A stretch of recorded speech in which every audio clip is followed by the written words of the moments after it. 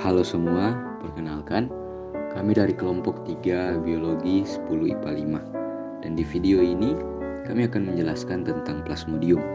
Mari kita simak secara bersama-sama. Kami akan menjelaskan plasmodium ini dalam 3 bagian, yaitu yang pertama siklus hidupnya, yang kedua jenis-jenisnya, dan yang ketiga dampak negatif dari plasmodium. Kita mulai dari siklus hidup plasmodium. Siklus hidup plasmodium terbagi atas dua, yaitu sporogoni atau seksual dan juga skizogoni atau aseksual. Dimulai dari siklus hidup yang pertama, siklus hidup sporogoni. Siklus ini dimulai dari nyamuk yang terinfeksi malaria yang kemudian juga menghisap darah manusia.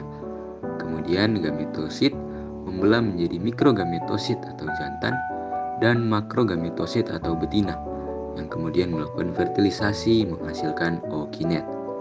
Ookinet masuk ke lambung nyamuk dan kemudian membentuk okista.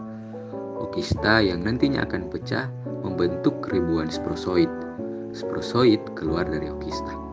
Sporozoid ini kemudian menyebar ke seluruh tubuh nyamuk. Siklus skizogoni atau bisa disebut juga dengan siklus aseksual merupakan fase vegetatif yang terjadi dalam tubuh manusia. Siklus skizogoni ini terdiri dari dua siklus, yaitu siklus eksoritrositik dan siklus eritrositik. Siklus ini dimulai ketika nyamuk menggigit manusia sehat. Sporozoid akan masuk ke dalam tubuh manusia melewati luka tusuk nyamuk. Sporozoid akan mengikuti aliran darah menuju ke hati sehingga menginfeksi sel hati dan akan matang menjadi skizon. Siklus ini disebut dengan siklus eksoritrositik. Selanjutnya skizon akan pecah mengeluarkan merozoid yang akan masuk ke aliran darah sehingga menginfeksi eritrosit dan dimulailah siklus eritrositik. Merozoid tersebut akan berubah morfologi menjadi tropozoid belum matang, lalu matang, dan membentuk skizon lagi yang pecah dan menjadi merozoid lagi.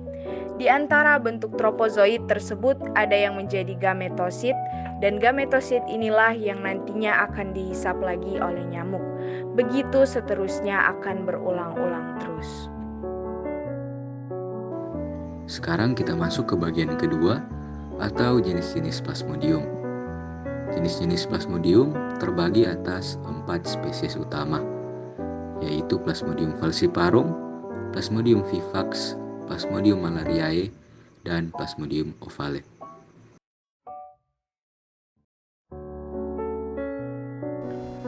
Plasmodium falciparum. Plasmodium falciparum adalah protozoa parasit, salah satu spesies plasmodium yang menyebabkan penyakit malaria pada manusia dan paling sering menyebabkan malaria berat hingga kematian. Masa inkubasi berkisar antara 9 sampai 14 hari. Menimbulkan demam intermiten atau kontinu. Protozoa ini masuk pada tubuh manusia melalui nyamuk Anopheles betina. Plasmodium falciparum memiliki tingkat komplikasi dan mortalitas malaria tertinggi. Spesies ini dapat terkembang dengan baik di daerah tropis dan subtropis dan mendominasi di beberapa negara seperti Afrika dan Indonesia. Tak hanya itu, Plasmodium falciparum juga menjadi penyebab kematian terbesar di dunia. Spesies ini memiliki beberapa ciri-ciri seperti eritrositnya tidak membesar, terdapat titik Maurer di sekitar parasit, dan bentuk titik Maurer kasar. Klasifikasi dari Plasmodium falciparum sebagai berikut. Plasmodium vivax. Plasmodium vivax dibawa oleh nyamuk Anopheles betina.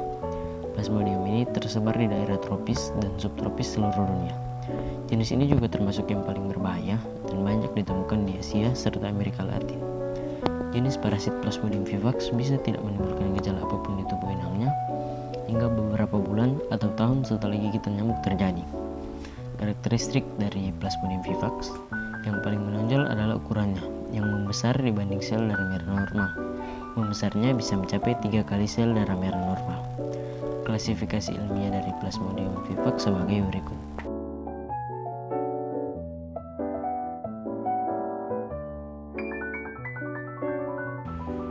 Plasmodium malariae adalah protozoa parasit yang menyebabkan penyakit malaria kuartana.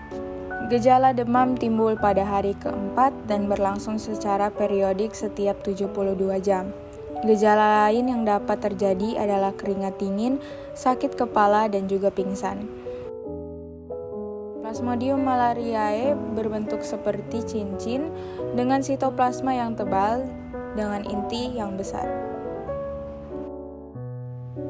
Plasmodium ovale merupakan spesies protozoa parasit yang menyebabkan malaria tertian pada manusia. Parasit ini lebih langka daripada dua parasit lainnya dan tidak seberbahaya Plasmodium falciparum.